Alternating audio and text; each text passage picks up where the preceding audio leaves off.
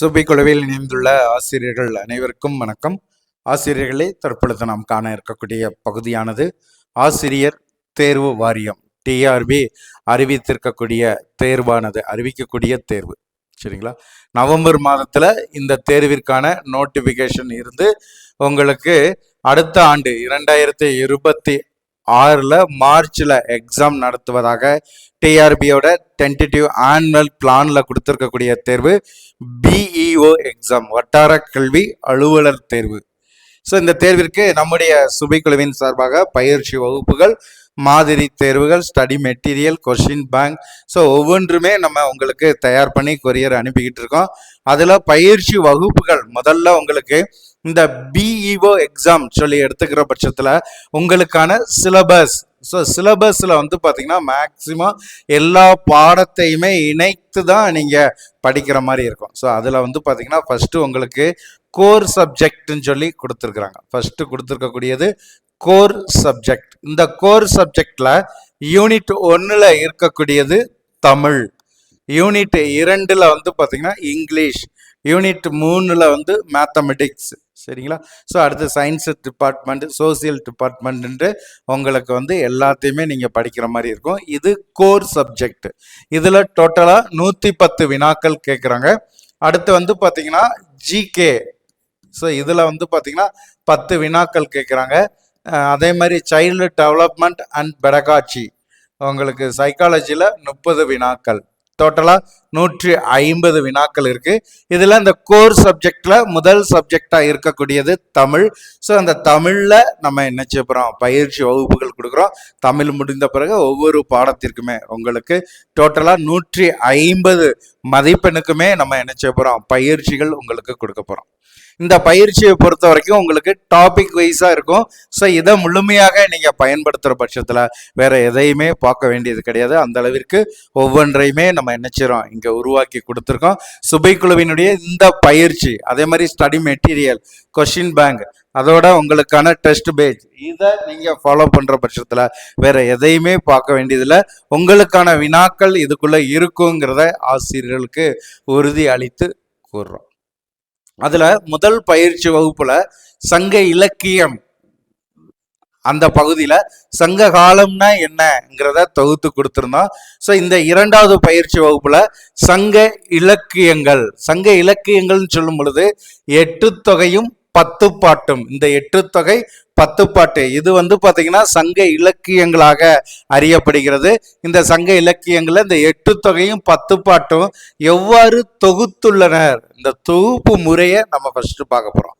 அதுக்கடுத்து 8 தொகையில இருக்கக்கூடிய 8 நூல்களையும் 10 பாட்டுல இருக்கக்கூடிய 10 நூல்களையும் தெளிவாக நம்ம பார்க்க போறோம். இங்க கொடுக்கக்கூடிய பயிற்சி உங்களுக்கான அரசு பணி கனவை நனவாக்குவதில் உறுதியாக இருக்குங்கிறதுல எந்த மாற்று கருத்தும் கிடையாது.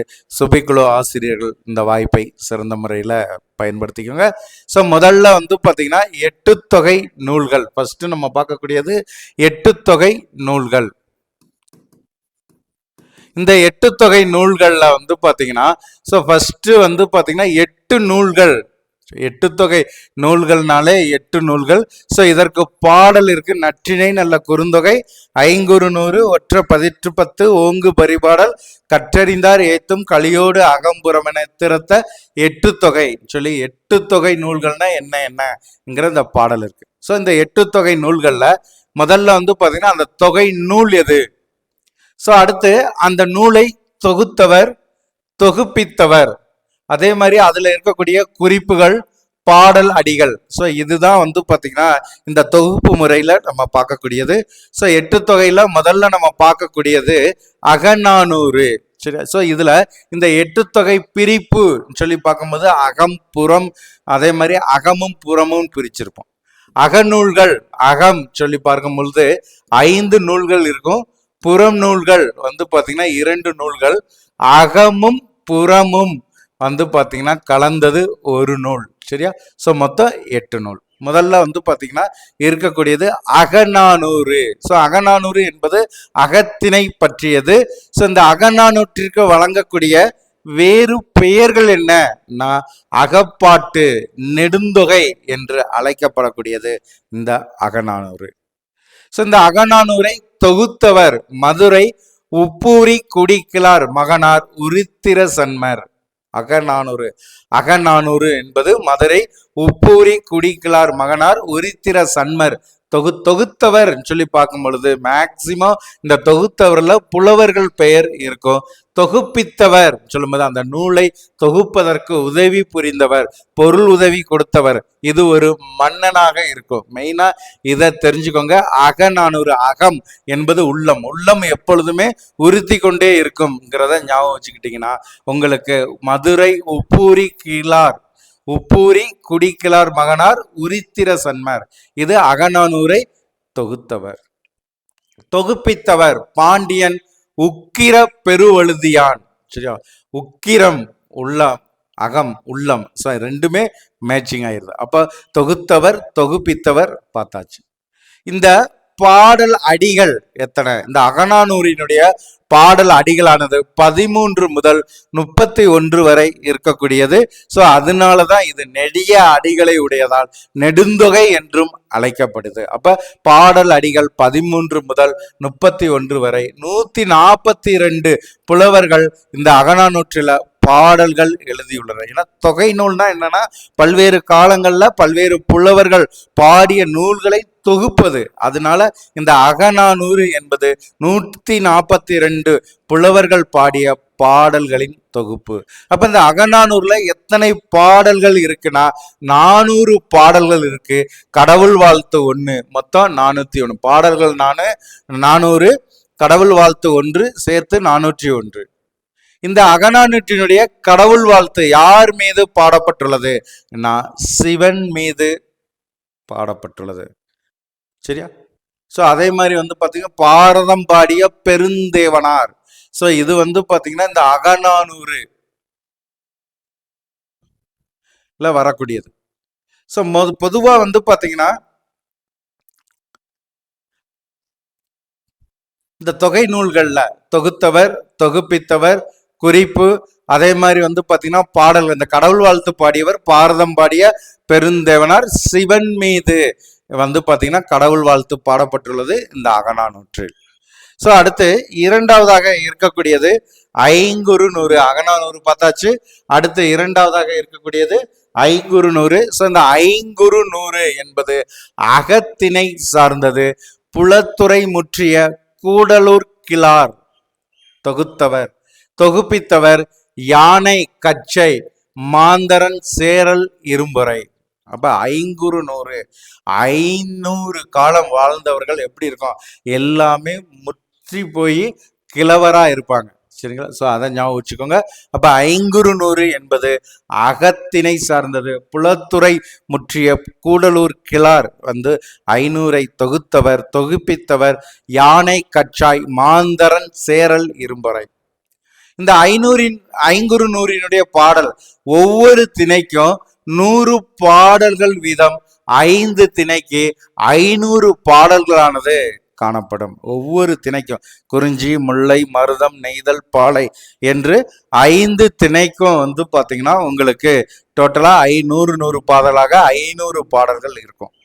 இந்த ஐங்குறுநூற்றினுடைய பாடல் அடி அகநானூறுக்கு 13 தொடங்கி 31 சொன்னான்.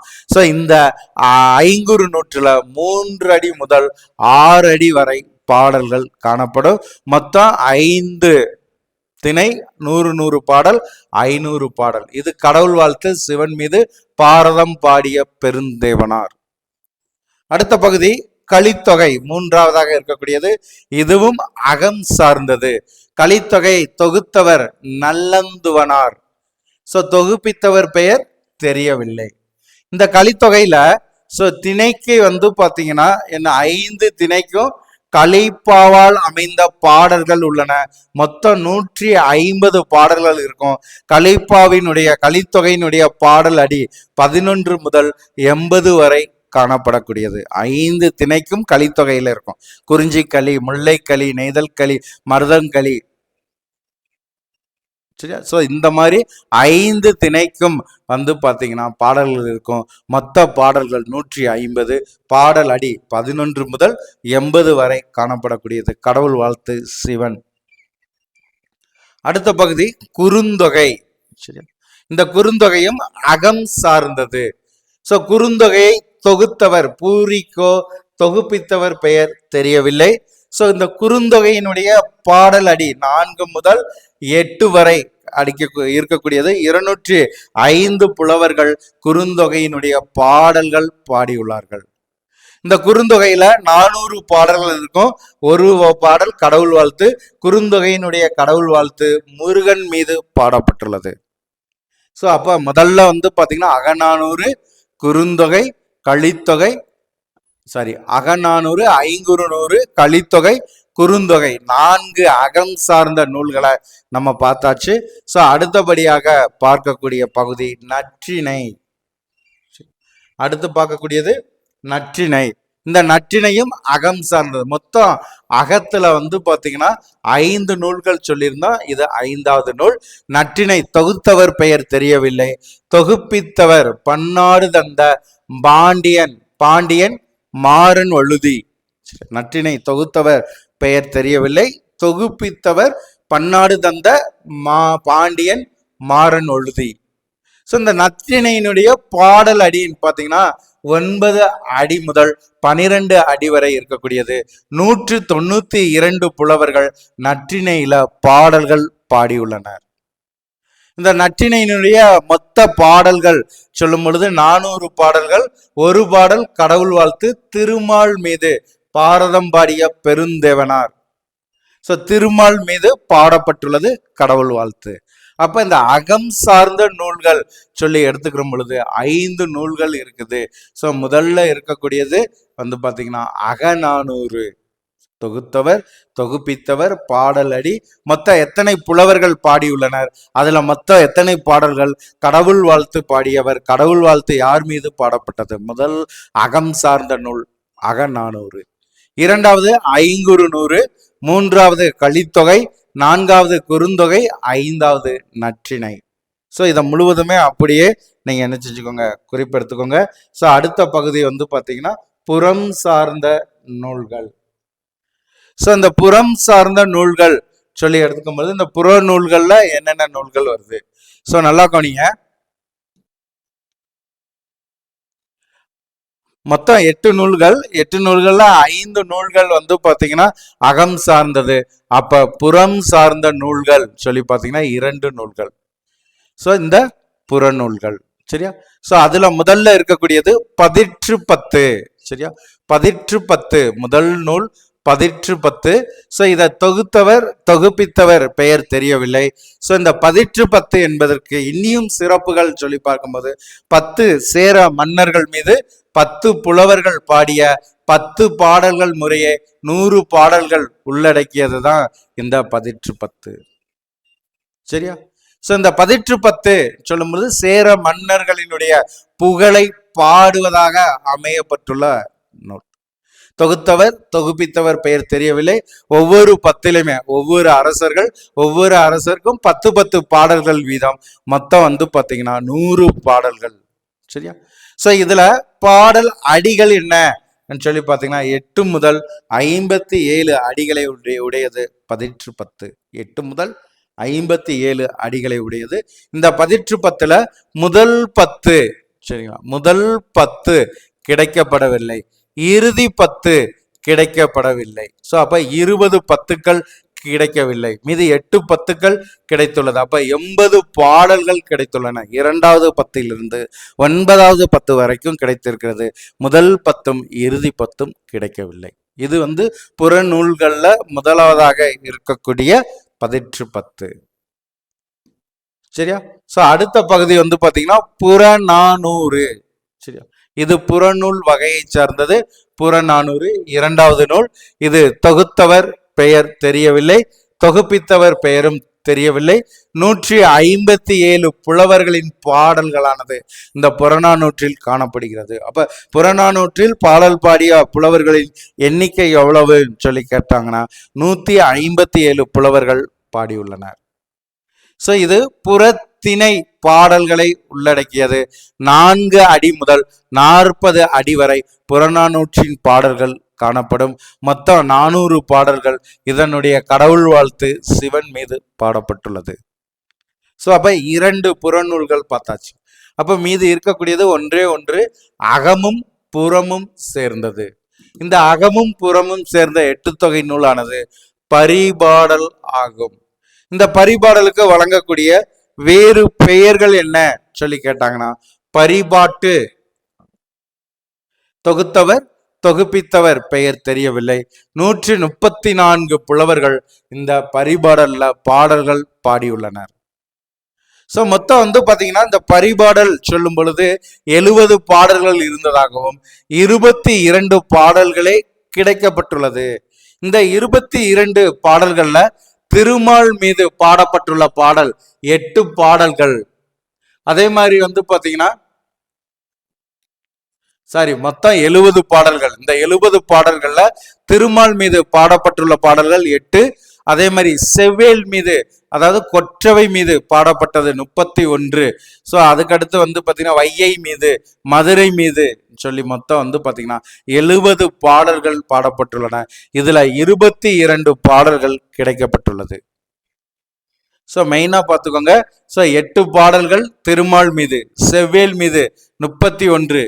அதே மாதிரி பாத்தீங்கன்னா காடுகால், அதாவது கொற்றவை மீது 1, வைகை மீது 26, மதுரை மீது 4ன்னு மொத்தம் 70 பாடல்கள் இருந்தன. இதுல 22 பாடல்கள் கிடைக்கப்பட்டுள்ளது. இதனுடைய பாடல் அடிகள் சொல்லி நம்ம எடுத்துக்கிற பொழுது 25 அடி முதல் 400 அடி வரை காணப்படுகிறது. 25 அடி முதல் 400 அடி வரை காணப்படக்கூடியதுதான் இந்த பரிபாடலினுடைய பாடல் அடி. ஸோ அப்ப 8 தொகை நூல்கள், 8 நூல்களையும் பார்த்தாச்சு. ஸோ அடுத்து ஒரு காலகட்டம் கொடுத்துருக்கோம் பாருங்க. பாவகை என்ன? இந்த 8 தொகை நூல்கள்ல நற்றிணை. ஸோ இந்த நற்றிணைன்னு சொல்லி எடுத்துக்கிற பொழுது நற்றிணையானது ஆசிரியர் பா வகையை சார்ந்தது. ஏற்கனவே நான் சொன்னது மாதிரி அகநூல் நற்றிணை. குறுந்தொகை, இந்த குறுந்தொகையும் ஆசிரியர் பாவால் ஆனது. இதுவும் அகநூல் வகையை சார்ந்தது. ஐங்குறு நூறு ஆசிரியர் பா, இது அகநூல் வகையை சார்ந்தது. இந்த 500க்கு வேறு சிறப்பு என்னன்னா, பழந்தமிழர் மக்களினுடைய அக வாழ்க்கை முறையை பற்றி கூறக்கூடியது ஐங்குறு நூறு. அடுத்து கலித்தொகை. கலித்தொகைனாலே தெரியும், கலிப்பா வகையை சார்ந்தது. இதுவும் அகநூல். அதே மாதிரி அகநானூறு ஆசிரியப்பா வகையை சார்ந்தது, அகநூல். சரி, ஸோ இதை மெயினா பாவகை என்ன? அப்ப நற்றிணை, குறுந்தொகை, ஐங்குறு நூறு, அகநானூறு பார்த்ததுல ஆசிரியர்பா.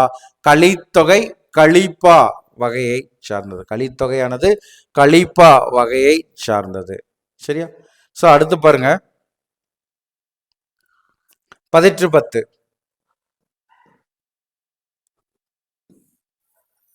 அடுத்த நூலானது 10. ஸோ இந்த 10ங்கிறது ஆசிரியப்பா வகையை சார்ந்தது. 10 புறநூல், பழந்தமிழ் மக்களின் புற வாழ்க்கை முறையை பற்றி கூறக்கூடியதுதான் இந்த 10. புறநானூறு புறநூல் வகையை சார்ந்தது, ஆசிரியப்பாவால் ஆனது. அப்ப 8 தொகை நூல்கள்ல பாத்தீங்கன்னா கலிப்பா, கலித்தொகை, கலித்தொகை கலிப்பா வகையை சார்ந்தது. பரிபாடல், பரிபாடல் அந்த பாவகையை சார்ந்தது. மற்றது எல்லாமே ஆசிரியப்பா. மெயினா இதை பார்த்துக்கோங்க. ஸோ இது எந்த வகையை சார்ந்தது?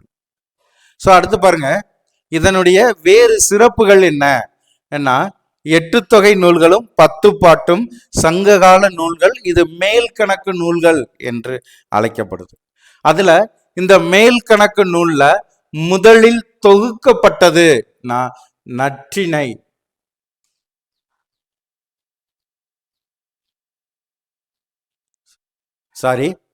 மேல் கணக்கு நூல்ல முதலில் தொகுக்கப்பட்டது. ஸோ மேல் கணக்கு நூல் தான் முதலில் தொகுக்கப்பட்டது. அதுல 8 தொகை, அடுத்து பாத்தீங்கன்னா 10 பாட்டு. இதனை பாத்தீங்கன்னா ஏற்கனவே நான் சொன்ன பாடல் தான். நல் நற்றிணை, நல்ல குறுந்தொகை, ஐங்குறு நூறு, ஒத்த 10 ஓங்கு பரிபாடல், கற்றறிந்தோர் ஏத்தும் கலியோடு அகம்புறம் என்று இத்திரத்த 8 தொகைன்னு 8 தொகை நூல்களினுடைய பாடல் வரி. 8 தொகை நூல்கள்னா எது எதுன்னு கூறக்கூடிய பாடல் வரி. ஸோ ஏற்கனவே சொன்ன வாய்ப்பு தான். இந்த 8 தொகை நூல்கள்ல அகநூல்கள் 5, அதே மாதிரி புறநூல்கள் 2. 8 தொகையில அகமும் புறமும் சார்ந்தது 1. 8 தொகையும் பத்துப்பாட்டும் சங்ககால நூல்கள். சங்ககால நூல்கள்ல சங்க இலக்கியமானது 2000 ஆண்டுகள் பழமை உடையது.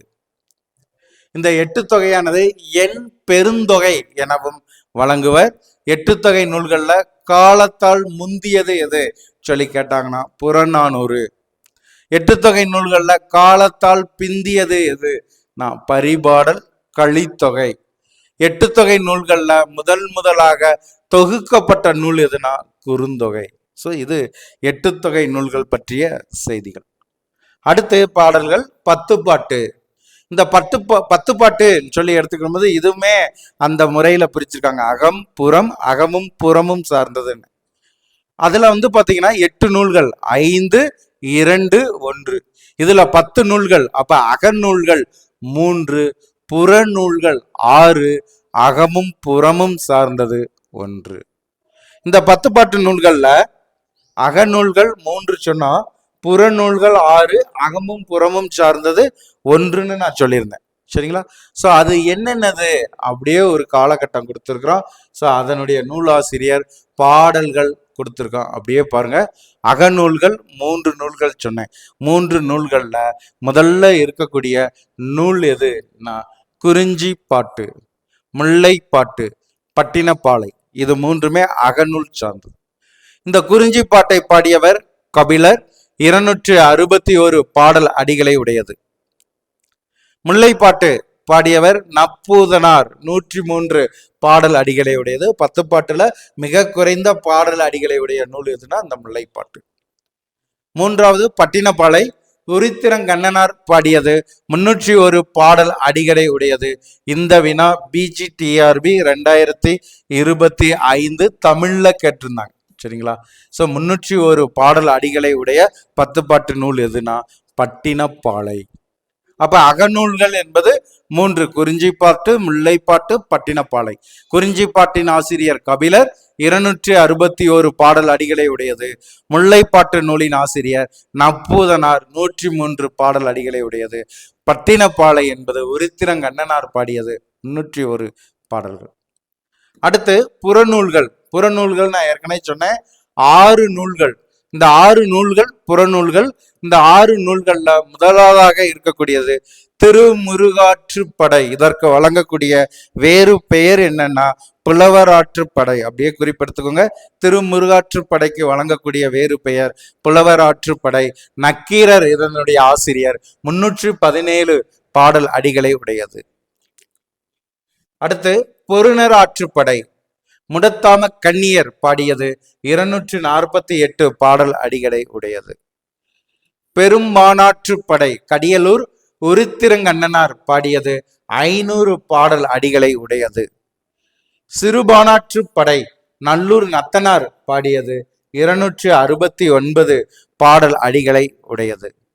மலைபடு கடாம் இதற்கு வழங்கக்கூடிய வேறு பெயர் கூத்தராற்றுப்படை. பெருங்குன்றூர் பெருங்கௌசிகனார் பாடியது.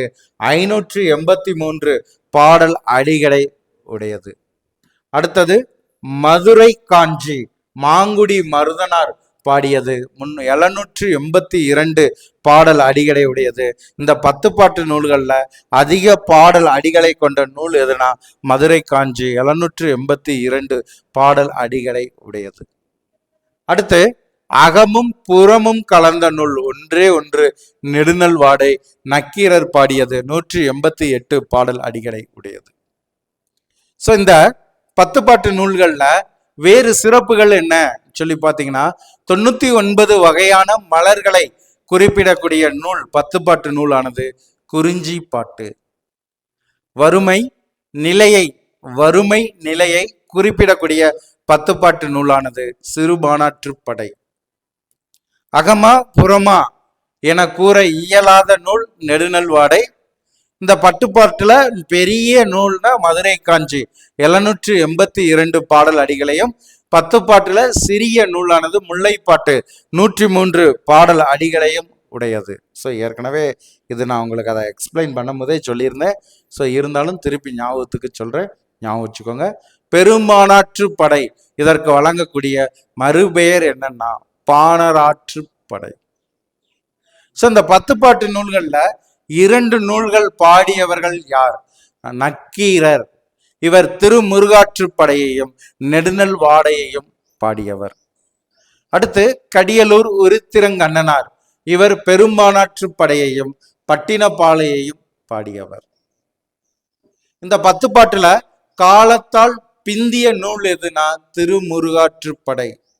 10 பாட்டில் பட்டினப்பாளையும் மதுரை காஞ்சியும் வஞ்சி அடி கலந்த ஆசிரியப்பா, மற்ற 8ம் ஆசிரியப்பா அல்லது அகவற்பாவை சார்ந்தது. இந்த 10 பாட்டுல பட்டினப்பாலை நூலும் மதுரை காஞ்சியும் வஞ்சி அடி கலந்த ஆசிரியப்பா. மீதி இருக்கக்கூடிய 8 நூல்கள் ஆசிரியப்பா அல்லது அகவற்பாவை சார்ந்தது. இந்த 10 பாட்டு நூல்கள்ல ஆற்றுப்படை நூல்கள்னு இருக்குது. இந்த 10 பாட்டு நூல்கள்ல 10 நூல்கள்ல ஆற்றுப்படை நூல்கள்னா 5 நூல்கள். ஸோ அது உங்களுக்கே நல்லா தெரியும். ஆற்றுப்படை நூல்கள்னா பார்த்தீங்கன்னா முதல்ல எடுத்தோடனே திருமுருகாற்றுப்படை, பெரும்பானாற்றுப்படை, சிறுபானாற்றுப்படை, கூத்தராற்றுப்படை சொல்லி 5 நூல்கள் வரும். ஸோ இதுல பார்த்தீங்கன்னா முதல்ல ஆற்றுப்படை நூல்கள் 5. அதுல பெரியது எதுனா மலைபடு கடம் 583. மலைபடு கடம். ஆற்றுப்படை நூல்கள்ல சிறியது பொருணர் ஆற்றுப்படை. திணையால் பெயர் பெற்ற நூல்கள் எதுனா 4 நூல்கள். 10 பாட்டுல திணையால் பெயர் பெற்ற நூல்கள் எத்தனைன்னா 4 நூல்கள். மதுரை காஞ்சிக்கு வழங்கப்படக்கூடிய வேறு பெயர் என்ன சொல்லி கேட்டாங்கன்னா கூடர் தமிழ் காஞ்சி பாட்டு. இது 2ம் மதுரை காஞ்சிக்கு வழங்கக்கூடிய வேறு பெயர். அகத்திணை சொன்னா முல்லைப்பாட்டு, குறிஞ்சிப்பாட்டு, பட்டினப்பாலை. புறத்திணை என்பது நெடுநல் வாடை. பருவத்தால் பெயர் பெற்ற நூல் அகமும் புறமும் சார்ந்தது நெடுநல் வாடை. சரியா? பருவத்தால் பெயர் பெற்ற நூல் நெடுநல் வாடை. வீடு பேற்றினை குறிப்பிடக்கூடிய நூல், வீடு பேற்றினை குறிப்பிடக்கூடிய நூல் மதுரை காஞ்சி. 10 பாட்டு என்ற தொடரை முதலாக பயன்படுத்தியவர் யாருன்னா மயிலைநாதர். ஸோ இது ஃபுல்லா முக்கியமான குறிப்பு, அப்படியே குறிப்பெடுத்துக்கோங்க. ஸோ அதே இது பாருங்க, இப்போ அகப்பொருள் பற்றியது 3. அதே மாதிரி பார்த்தீங்கன்னா அதை தெரிஞ்சுக்கோங்க. பெரும்பானாற்றுப்படை சமுதாய பாட்டு என்று அழைக்கப்படுகிறது. மதுரை காஞ்சி என்பது காஞ்சி பாட்டு, மாநகர் பாட்டு, புறப்பாட்டு என்று அழைக்கப்படக்கூடியது மதுரை காஞ்சி. சிற்ப பாட்டு என்று அழைக்கப்படக்கூடியது நெடுநல் வாடை. குறிஞ்சி பாட்டு, காப்பிய பாட்டு, உளவியல் பாட்டு என்று அழைக்கப்படுகிறது. பட்டினப்பாலையானது வஞ்சி நெடும்பாட்டு என்று அழைக்கப்படக்கூடியது பட்டினப்பாலை. புறப்பொருள் பற்றியது 6 நூல்கள், அகப்பொருள் பற்றியது 3 நூல்கள், அகமும் புறமும் சார்ந்தது உங்களுக்கு 1 நூல்கள். இந்த புறப்பொருள் பற்றிய நூல்கள் 6ல 5 நூல்கள் ஆற்றுப்படை என்ற வகையை சார்ந்தது. அதை மெயினா தெரிஞ்சுக்கோங்க.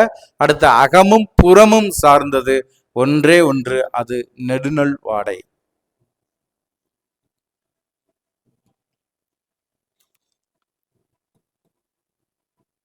அடுத்து பாருங்க, இந்த ஆற்றுப்படைன்னு சொல்றோம் இல்லையா, இந்த ஆற்றுப்படை என்பதற்கு பொருள் என்ன? வழிப்படுத்துதல். ஆறு என்பது வழி, படை என்பது படுத்துதல், அப்ப வழிப்படுத்துதல். இந்த ஆற்றுப்படை நூல்கள் திருமுருகாற்றுப்படை, பொருணராற்றுப்படை, சிறுபானாற்றுப்படை, பெரும்பானாற்றுப்படை, கூத்தராற்றுப்படை. இந்த கூத்தராற்றுப்படை தான் மலைபடு கடாம் என்று அழைக்கப்படுகிறது. இந்த 5ம் ஆற்றுப்படை நூல்கள். அடுத்து பாருங்க, இந்த பிற்காலத்துல கலம்பகங்கள், தனி பாடல்கள். ஸோ இது தோன்றுவதற்கு எந்த நூல்கள் காரணமாக அமைந்ததுன்னா இந்த 5 ஆற்றுப்படை நூல்கள். முருகனை பற்றிய பாட்டு திருமுருகாற்றுப்படை. சரியா? ஸோ மெயினா பாருங்க, முதல் திருமுருகாற்றுப்படை முருகனை பற்றிய பாட்டு. சரியா? கரிகார் பெருவளத்தானை பற்றிய பாடலானது பொருணர் ஆற்றுப்படை, அதே மாதிரி பட்டினப்பாலை. பாண்டியன் நெடுஞ்செழியனை பற்றிய பாடல் மதுரை காஞ்சி, நெடுநல் வாடை. 10 பாட்டுல புறநூல்கள் 6, மன்னன், நாடு, கடவுள் இவர்களை பற்றி பாடுவதுதான் புறநூல்கள். இது 6 நூல்கள் இருக்கிறது. அதே மாதிரி அகநூல்கள் இல்லறம், காதல், காதலியை பற்றி பாடுவது அகநூல்கள், அது 3 நூல்கள் இருக்கு. சோ அடுத்து பாருங்க, இளந்திரையனை பற்றிய பாட்டு பெரும்பானாற்றுப்படை. பெரும்பானாற்றுப்படை என்பது இளந்திரையனை பற்றி பாடிய பாடல் தொகுப்பு. சிறுபானாற்றுப்படை என்பது நல்லிய கோடனை பற்றிய பாட்டு. நன்னன் என்ற மன்னனை பற்றிய பாட்டு மலைபடு கடாம். முல்லை திணையானது முல்லை திணையை பற்றி பாடக்கூடிய பாடல் முல்லைப்பாட்டு என்றும், குறிஞ்சி திணையை குறிஞ்சி பாட்டு என்றும் அழைக்கப்படுகிறது. இந்த 10 பாட்டு நூல்கள்ல இடம்பெற்றிருக்கக்கூடிய நகரங்கள் சொல்லி கேட்டீங்கன்னா, மதுரை காஞ்சியில மதுரை நகரம், பட்டினப்பாளையில காவிரி பூம்பட்டினம். அப்ப 2 நூல்கள் இருக்கின்றன. ஆற்றுப்படை என்னும் இலக்கிய மரபு உலகில் வேறு எந்த மொழிகளிலும் காணப்படாதது ஒன்று என்று கூறப்படுகிறது. சோ அடுத்து மனோன்மணியம் சுந்தரனார். சரியா, மனோன்மணியம் சுந்தரம் பிள்ளை 10 பாட்டு ஓதி மனம் பற்றினார் பற்றுவாரோ, எத்துணையும் பொருட்கு இசையா இலக்கணமில் கற்பனையே என 10 பாட்டினை சிறப்பித்து பாடியவர் யாருன்னா இந்த மனோன்மணியம் சுந்தரம் பிள்ளை. தமிழின் பெருமையை பேசும் தமிழ் விடுதூதும் மூத்தோர்கள் பாடி அருளிய 10 பாட்டும் 8 தொகையும் என்று சிறப்பிக்கப்படுகிறது. தமிழின் பெருமையை பேசக்கூடியது எதுனா தமிழ் விடுதூது. அது மட்டும் இல்லாம 10 பாட்டும் 8 தொகையும். ஸோ அப்போ இந்த 10 பாட்டுன்னு எடுத்துக்கிற பொழுது அந்த நூல்கள், அது பாடிய புலவர்கள், யார் மீது பாடப்பட்டது, அதனுடைய பாடல் அடிகள் என்ன. ஸோ இதுதான் இந்த பகுதியில் நம்ம 1 by 1 உங்களுக்கு கொடுத்துருக்கோம். ஸோ ஆசிரியர்கள் இதை முழுமையாக குறிப்பெடுத்துக்கோங்க. அதே மாதிரி 8 தொகை நூல்களினுடைய சிறப்புகள் என்ன அதையுமே உங்களுக்கு கொடுத்துருக்கோம். 10 பாட்டு நூல்களினுடைய சிறப்புகள் என்ன அதையும் உங்களுக்கு நான் தொகுத்து கொடுத்துருக்கிறேன். ஸோ அதை அப்படியே 1 by 1 பயன்படுத்துங்க. இதுவே உங்களுக்கு போதுமானதாக இருக்கும். திருமுருகாற்றுப்படை, பொருணராற்றுப்படை, சிறுபானாற்றுப்படை, பெரும்பானாற்றுப்படை, கூத்தராற்றுப்படை, முல்லைப்பாட்டு, குறிஞ்சிப்பாட்டு, நெடுநல்வாடை, பட்டினப்பாலை, மதுரை காஞ்சி ஆகிய நூல்களின் தொகுதிதான் 10 பாட்டு ஆகும். இது போன்ற ஒரே தலைவன் 2 நூறுகளுக்கு பாட்டுடை தலைவனாகவும் அமைந்துள்ளான். அவன் யாருன்னா கரிகாலன். பொருணர் ஆற்றுப்படைக்கும் பட்டினப்பாலைக்கும் பாட்டுடை தலைவனாக திகழ்ந்தவன். 10 பாட்டில் அகம்புறம் ஆற்றுப்படை என்னும் பிரிவுகள் இந்த 10 பாட்டு நூல்கள்ல அமைக்கப்பட்டுள்ளது. நம்மளுக்கு கேட்கலாம், இந்த 10 பாட்டுல என்னென்ன பிரிவுகள் பயன்படுத்தப்பட்டுள்ளதுன்னா அகநூல் பிரிவுகள், புறநூல் பிரிவுகள், ஆற்றுப்படை பிரிவுகள் என்று பிரிக்கப்பட்டுள்ளது. இந்த 10 பாட்டுல ஆற்றுப்படை 5, புறம் 2, மதுரை காஞ்சி, நெடுநல்வாடை, அகம் 3, முல்லைப்பாட்டு, குறிஞ்சிப்பாட்டு, பட்டினப்பாலை. ஸோ இது ஃபுல்லாமே நீங்கள் பார்த்தீங்கன்னா ஏற்கனவே நான் சொன்னதுதான் 1 by 1 உங்களுக்கு எக்ஸ்பிளைன் பண்ணியிருக்கோம். அடுத்து பாருங்க, இந்த ஆற்றுப்படை சொல்லி எடுத்துக்கிற பொழுது 6 வழி என்று பொருள். ஆற்றுப்படை என்பது வழிபடுத்துதல். அதாவது வயவன் இருவனை தான் பரிசு பெற்ற வள்ளலிடம் ஆற்றுப்படுத்துதல் இந்த ஆற்றுப்படை என்று அழைக்கப்படுகிறது. அவ்வாறு சொல்லும் பொழுது அந்த மன்னனினுடைய தன்மை, கொடை சிறப்பு, நாடு, நகரம், அந்த நகரத்திற்கு போகக்கூடிய வழியின் தன்மை, அங்குள்ள மக்களின் வாழ்வு போன்றவை இந்த ஆற்றுப்படுத்துதல்ல குறிப்பிட்டு சொல்லக்கூடியதாக இருக்கும். இதை அப்படியே குறிப்பிடுத்துக்கோங்க. ஸோ இது பார்த்தீங்கன்னா 8 தொகை 10 பாட்டு சங்க இலக்கியத்தினுடைய தொகுப்பு முறை பார்த்துருக்கோம். அடுத்து ஒவ்வொரு நூலையும் அடுத்து 1 by 1 பார்த்துடலாம். ஸோ இது ஒரு கொஞ்சம் லென்த்தான போர்ஷன். ஒவ்வொரு நாளுமே நம்ம பயிற்சி கொடுக்குறோம். ஆசிரியர்கள் முழுமையாக இதை பயன்படுத்திக்கோங்க. 2026 நடைபெறக்கூடிய இந்த வட்டார கல்வி அலுவலர் தேர்வில் நான் வெற்றி பெறணும் சொல்லி முயற்சி எடுக்கக்கூடிய ஒவ்வொரு ஆசிரியர்களும் சுபிக்குழுவை முழுமையாக பயன்படுத்திக்கோங்க. உங்களுடைய அரசு பணி கனவு லட்சியத்தை எட்டும் வரை சுபிக்குழுவோடு இணைந்திருங்கள். நன்றி நண்பர்களே.